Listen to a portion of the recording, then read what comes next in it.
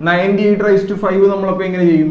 98നെ 100ന്റെ അടുത്തുള്ള നമ്പറുമായിട്ട് 100 - 2 എന്ന് എഴുതാനോടാ.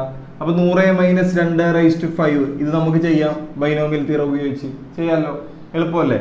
അടുത്തത് വേണമെങ്കിൽ 103/6 ചോദിക്കാം. എങ്ങനെ ചെയ്യാം? 103നെ നമുക്ക് 100 + 3 എന്ന് എഴുതാം, ⁻6 എന്ന് എഴുതാം. അപ്പൊ ഈ മോഡലില് ചോദ്യങ്ങൾ വരും. സിമ്പിൾ അല്ലേ? കഴിഞ്ഞ തവണ ചെയ്ത അല്ലെങ്കിൽ ബൈനോമിയൽ തിയറം എക്സ്പാൻഡ് ചെയ്യുന്നത് പോലെ തന്നെ, പക്ഷെ ഒരു പ്ലസ് അല്ലെങ്കിൽ മൈനസ് ഇട്ട് കണക്ട് ചെയ്ത് എഴുതിയിട്ട് അങ്ങോട്ട് ചെയ്തോളൂ. തെറ്റിച്ച് കളയരുത്. വെറുതെ കാൽക്കുലേറ്ററിൽ അടിച്ചു കൊടുത്ത് ഉത്തരം കിട്ടുന്ന സാധനമാണ് കേട്ടല്ലോ. തെറ്റിക്കരുത്. സിമ്പിൾ അല്ലേ? ഭയങ്കര എളുപ്പമാണ്. അപ്പൊ ഇനി അടുത്ത ഏകദേശം ഇതിൻ്റെ അകത്തെ പരിപാടികളൊക്കെ ഒതുങ്ങിയിട്ടുണ്ട്. ഇനി നമുക്ക് ഇതിൻ്റെ ഒരു വൺ ഷോട്ട് ചെയ്യാം, എന്നിട്ട് നമുക്ക് അടുത്ത ചാപ്റ്റർ പഠിക്കാം. ഓക്കെ, ഇത്ര ഉള്ളടാ ഈ ചാപ്റ്റർ, ഇത്രേ ഉള്ളൂ. നിങ്ങൾ ഇനി വേറെ ടെൻഷൻ അടിക്കണ്ട കേട്ടല്ലോ.